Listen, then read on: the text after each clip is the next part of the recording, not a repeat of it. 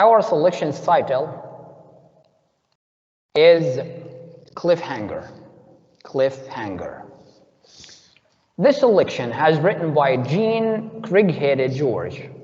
Jean Craighead George. This is the author of the selection. And genre, realistic fiction, tells about events that could really happen. That means the events and the story could really happen. Question of the week. What does it take to be a hero? What does it take to be a hero? So, what do you know about the author of the story? And this is important, guys. So let's know the author of our selection together. Our selection's author is Jean Craighead George. Jean Craighead George was born in 1919 in Washington, D.C. She has written more than 100 books in her long, busy career. In her long, busy career. Sorry about that. When Mrs. George was a young girl, her father would take her to the Potomac River to learn about plants and animals. Her father, an entomologist and ecologist, taught her how to identify the edible plants along the river and how to make homemade fish hooks and lean-tos to sleep in. Mrs. George cherished these trips with her father. She says she had a glorious childhood. Her trips with her father into the wilderness inspired many of her books, including the award-winning My Side of the Mountain and Julie of the Wolves. She says, children are still in love with nature, and I am too. Mrs. George's advice to young writers is to read and write and talk to people, hear their knowledge, hear their problems, be a good listener, the rest will come. So this is about our author of the story. And the important saying or the important advice of that author is that part, guys. And this is all what you have to know about this author. This is page 247, if you want to read about the author one more time. What are the main elements of a story?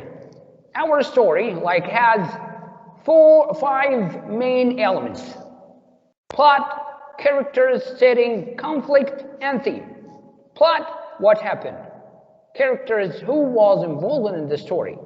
Setting, where did it take place and when did it take place? Conflict, what are the characters struggling with in the story? Theme, what lesson did you learn?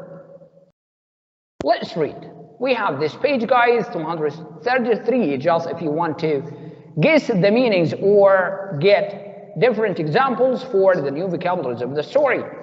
Climbing new heights. Jordan has trekked across a flat glacier and climbed steep mountains for more than 30 years. He grew up in an area around Seattle, Washington.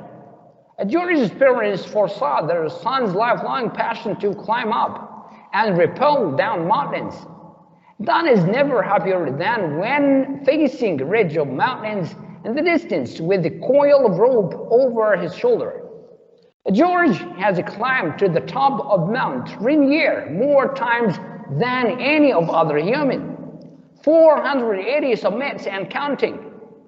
And he has made a descent for some of the highest peaks in the world. Some of his favorite places to climb are the Swiss Alps and the peaks of Peru.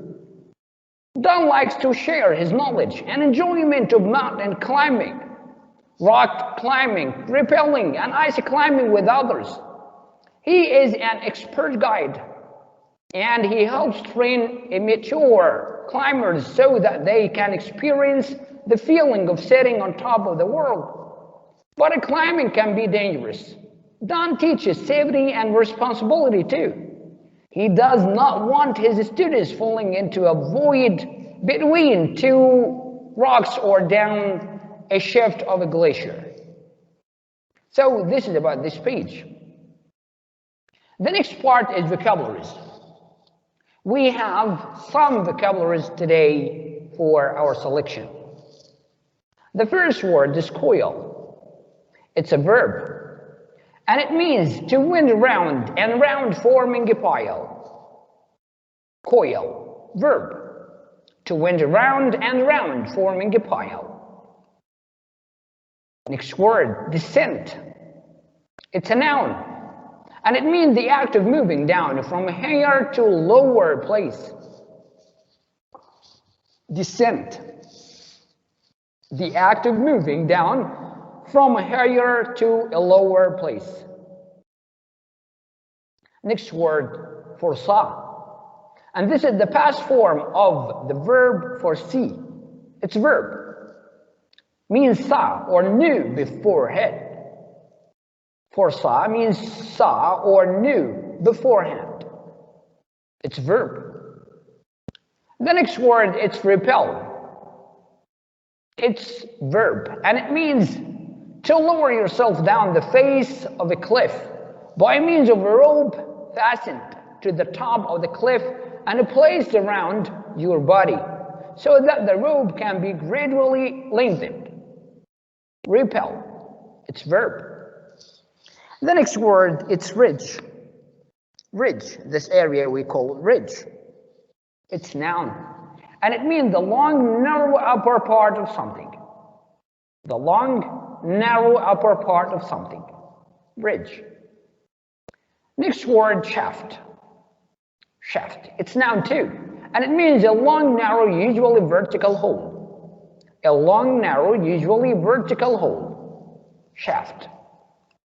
The next word, tricked. It's the past form of the verb trick, and it means to travel slowly by any means. Travel slowly by any means. Next word, and the last one, void. It's noun, and it means an empty space. It's an empty space. So, by the way, guys, we have a dictionary at the end of the book which starts with page 478 if you want to check an example for the words or any meaning. Question of the week. What does it take to be a hero? Let's see the answer. Heroic people, heroic acts, and heroic qualities. Heroic people such as rescue workers, teachers, firefighters, parents, police, soldiers. Heroic acts make others feel secure, protect citizens, fight fires, emergency volunteer, rescue, help others. Heroic qualities: extraordinary, valiant, courage, decency, generous, admirable. This is the answer of that question. And right now, let's practice together. How do we